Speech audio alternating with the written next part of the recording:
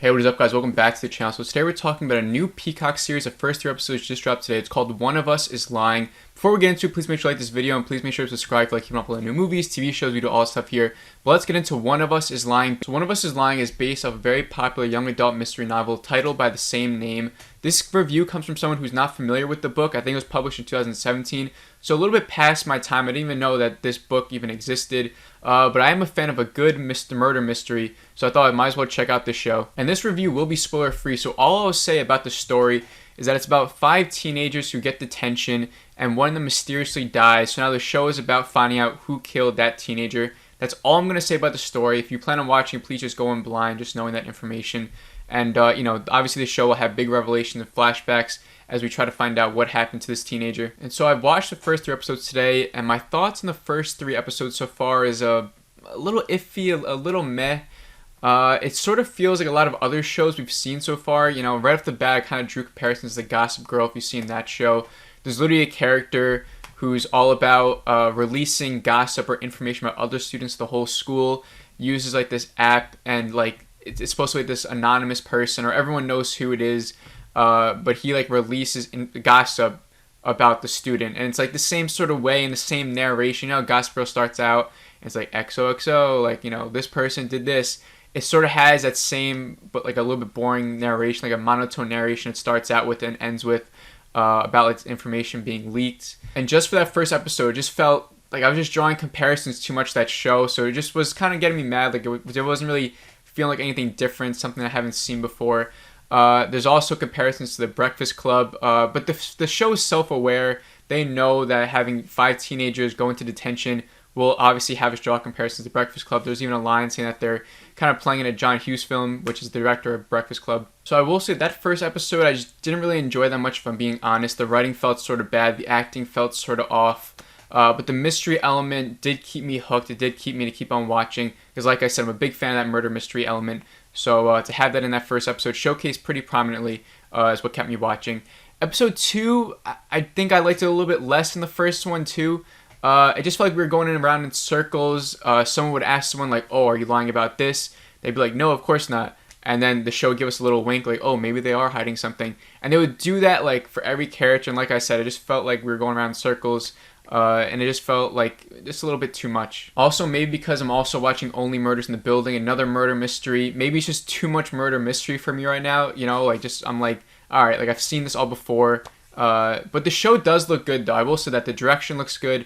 And it has it's very pleasing to the eyes, has a clean look. Sometimes with these teen dramas, it could look a little bit clunky, as we've seen with some like those He's All That movies, Kissing Booth movies. Those are just the teen dramas I've seen recently. I know those are terrible movies. I don't mean to draw comparisons from those movies to these shows, because this one is have clean look, and those just feel really clunky and like sort of like a joke, while this, takes itself seriously. And another negative I have with episode 2 is that it kind of focuses too much on like the relationships between the characters. There's a lot of like love interest stuff going on, and maybe I'm just getting old, and I'm just like the whole teen drama stuff I just can't get hooked on as much as I used to, I guess. I'm like 22 now, kind of have stepped away from that high school era for a while now. So maybe for the target audience, this whole teen drama stuff, like, oh, this person cheated on me, and like they get into a fight and stuff like that. Like maybe that's for the target audience.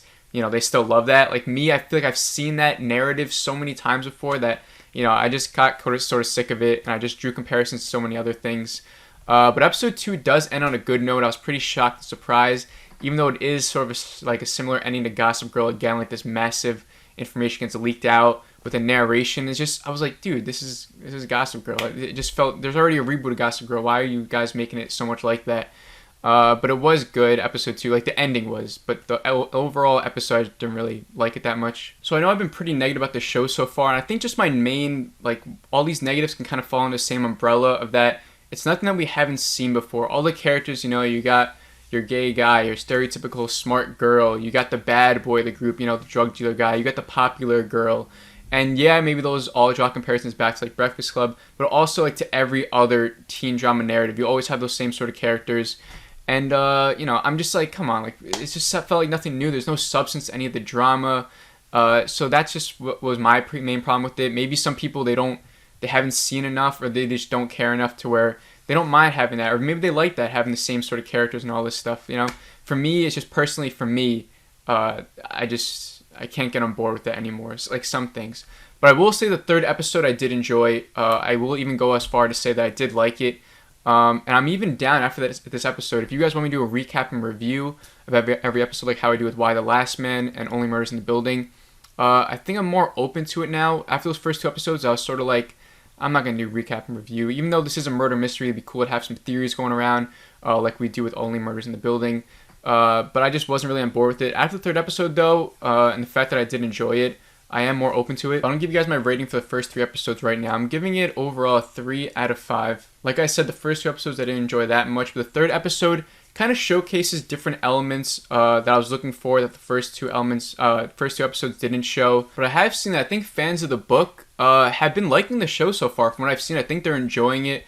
The book adaptations can sort of be a hit or miss nowadays, right? They can either be really bad or really good sometimes. So they probably weren't expecting anything too much. I know recently the book adaptations haven't been anything too great. So they were probably pleasantly surprised by it.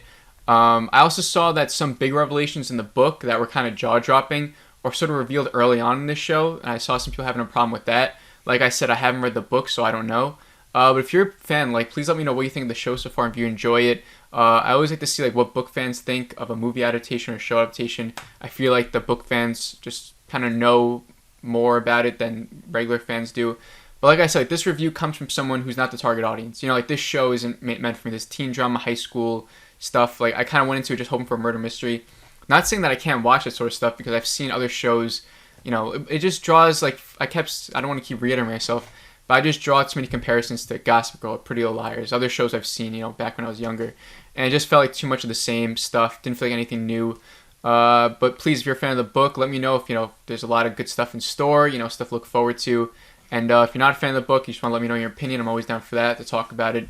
But I feel like the target audience will enjoy this. So, you know, if you're a teen or if you're into those teen dramas, please go and check this out. You might enjoy it a lot. Obviously, if you read the book, you're probably already planning on checking it out. But so far, like I said, 3 out of 5. I'm going to probably keep watching it. Probably not going to be something I look forward to every single week.